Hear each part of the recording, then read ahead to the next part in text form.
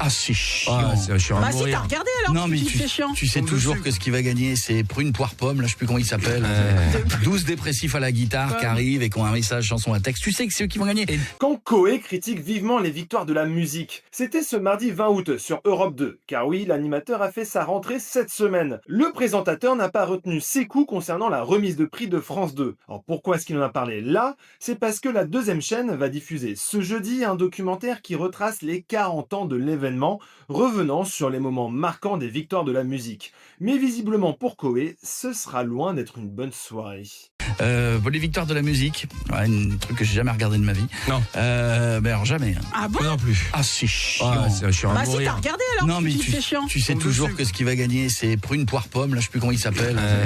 12 dépressifs à la guitare qui arrivent et qui ont un message, chanson à texte. Tu sais que c'est eux qui vont gagner. Et tu sais que ça ne sera jamais un artiste populaire qui gagnera. Jamais, jamais, jamais. Koé a aussi dézingué les discours engagés des artistes qui remportent des prix et a regretté que les chanteurs en profitent pour faire passer des messages politiques.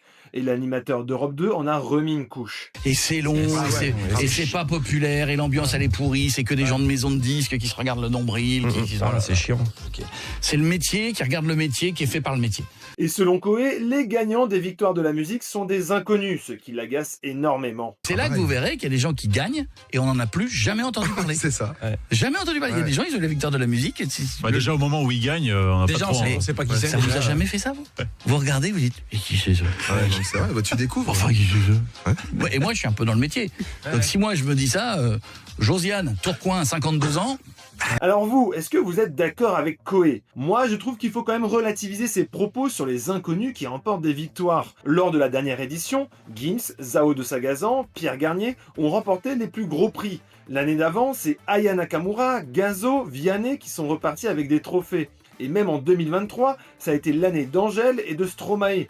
Je n'ai pas le sentiment que ce soit des artistes méconnus du grand public. Et côté audience, la dernière édition diffusée le 15 février 2025 avait fait un bon score avec 2,79 millions de téléspectateurs pour 15,9% du public selon Médiamétrie. Une bonne PDA face à une forte concurrence avec Danse avec les stars sur TF1 et la série Crime Parfait sur France 3. Maintenant, il y a aussi les goûts et les couleurs et chacun est libre d'aimer ou non.